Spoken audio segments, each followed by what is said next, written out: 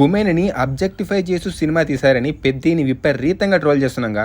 కానీ ఒకప్పటి సినిమాలో దీనికంటే ఘోరంగా అబ్జెక్టిఫైడ్ సీన్స్ ఉన్నాయి. ఆ సాంబార్ గాళ్ళ సినిమాల్లోనూ, ఆ హిందీ గుట్కా బ్యాచ్ సినిమాల్లోనూ ఈ పెద్దికి మించి సీన్స్ ఉన్నాయి. అవి ఈ రోజు బయట పెడదాం. ఇక లేట్ చేయకుండా వీడియో స్టార్ట్ చేద్దామా?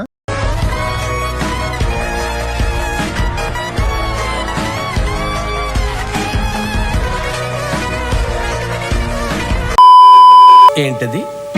Sleeping tablets. ఎందుకవి? రాత్రి బాగి తాగే పాలలో కలిపితే అది తాగి ముద్దులా నిద్రవుతుంది. మనం పండగ చేసినా పట్టించుకోదు, రేప్ చేసినా రెసిస్ట్ చేయదు. అమ్మ దుర్మార్గుల. ఏంటి పండగ చేసినా పట్టించుకోదు, రేప్ చేసినా రెసిస్ట్ చేయదా? దీనమ్మ త్రివిక్రమ్ భయ్య, నీ ప్రాస కోసం ఏ పడితే ఆ డైలాగ్స్ వాడేస్తున్నావుగా. ఎంత దిగజారిపోయావో చూసుకో. సిగ్గుండాలా? పడుకున్న అమ్మాయిని రేప్ చేస్తే మజా ఏముందిరా? పరిగెట్టి దాన్ని చేయాలి కానీ. అయ్యా త్రివిక్రమ్ శ్రీనివాస్ గారు, మీరు మాటలతో మాయ చేసే మాటల మాంత్రికుడని మీకు పేరుంది. అబ్సల్యూట్లీ కరెక్ట్, నేను ఒప్పుకుంటా. కానీ సెన్సిటివ్ టాపిక్స్ పైన జోక్స్ ఏంటి భయ్యా? ఇప్పుడు నువ్వు పడుకుంటావు, అది పరిగెడుతుంది, అరుస్తుంది, ఏడుస్తుంది, Pranav help me help me, నా శీలాన్ని రక్షించు అంటుంది. అప్పుడు నేను అంటే ఏంటి ఇప్పుడు ఈ సీన్ కి ఆడియన్స్ అంతా పగలబడి నవ్వాలా అసలు? అండ్ జల్సా మూవీ కంటే 5 సంవత్సరాల ముందు ఇంకో మూవీ వచ్చింది. ఆ మూవీలో కూడా సేమ్ ఇలాంటి డైలాగ్స్ ఉంటాయి. నిజంగా రేప్ చేస్తా. ఆ రేప్ ఎలా ఉంటుందంటే నా భూతో నా భవిష్యత్ అంటే. పూరి భయ్య మండలం అనమాట. ఈ లఫంగి డైలాగ్ ఎలా రాయాలనిపించింది భయ్య నీకు అసలు? ఇది వరకు ఎవడు చేయలేదు, భవిష్యత్తులో ఎవరు చేయలేరు. దీనికి మీ అందరు ఎంకరేజ్మెంట్ కావాలి. ఎంకరేజ్మెంట్ కావాలా నాన్న బంగారం? చేస్తుందే లఫంగి పని, మళ్ళీ దానికి ఎంకరేజ్మెంట్ అంట.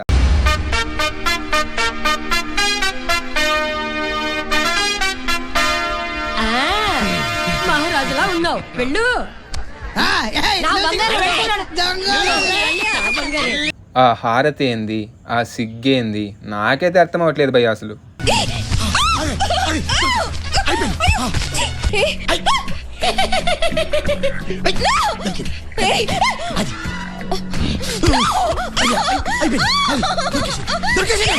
విలన్స్ తో రేప్ చేయించడం కామన్, కానీ హీరోతో రేప్ చేయించడం ఉంది చూడి, కొత్త కాన్సెప్ట్. పూరి భయ్య హ్యాట్స్ ఆఫ్ అసలు. ఇక ఇప్పుడు మనం సాంబార్ వీటికి వద్దాం.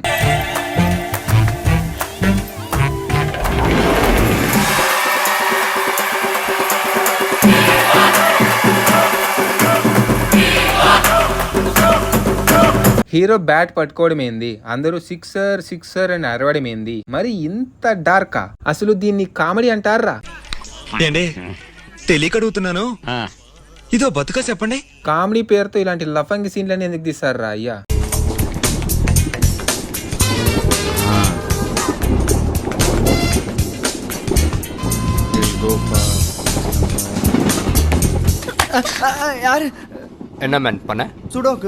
ఇదే పని ఒక విలన్ చేసింటే మన హీరో వాడిని కుక్కని కొట్టినట్టు కొట్టి, ఆడపిల్లలంటే ఆట బొమ్మలు అనుకున్నావురా అని ఒక సెంటిమెంటల్ డైలాగ్ కొట్టి ఒక ఎమోషనల్ సీన్ చేస్తాండ్రి. కానీ మన హీరోనే అమ్మాయి పర్మిషన్ లేకుండా బ్యాక్ అండ్ టచ్ చేస్తే అది ఒక రొమాంటిక్ కామెడీ సీన్ అవుతుంది.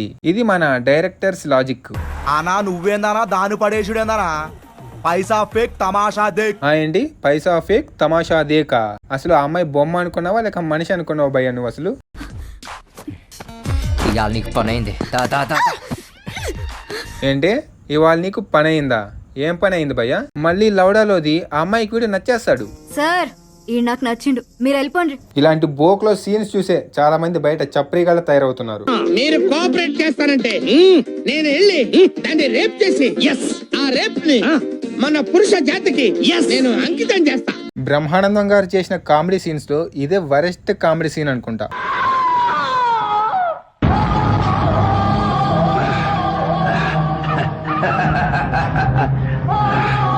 మళ్ళా బాలే ఎక్స్ప్రెషన్ చూడండి, ఏదో సాధించినోడు మాదిరి. గుట్కా వుడ్లు అయితే ఇప్పుడు మంచి సినిమాలు వచ్చాయి కానీ దురంధర్ 1, దురంధర్ 2 అని. కానీ ఇంతకు ముందు అయితే చెత్త సినిమాలు అసలు. వీళ్ళు ఏ సినిమా తీసినా గానీ ఒక బీచ్ లో ఒక సాంగ్ ఉంటది, ఆ సాంగ్ లో అమ్మాయి పార్ట్స్ అన్ని చూపించాలా. ఆ సాంగ్స్ లో ఉమెన్ డ్రెస్సెస్ ఎలా ఉంటాయంటే అసలు వేసుకున్నా ఒకటే, వేసుకోకపోయినా ఒకటే అలా ఉంటాయి. అసలు బాడీ కవర్ చేయడానికి క్లాత్ చేస్తారా లేక బాడీ రివీల్ చేయడానికి క్లాత్ చేస్తారా అర్థం కాదు. ఇలా చెప్పుకుంటూ పోతే వీడియో మరీ లెంత్ ఎక్కువైపోతుంది. సో ఈ వీడియో ఇంతటితో అయితే ఎండ్ చేద్దాం. మళ్ళీ నెక్స్ట్ వీడియోలో కలుద్దాం.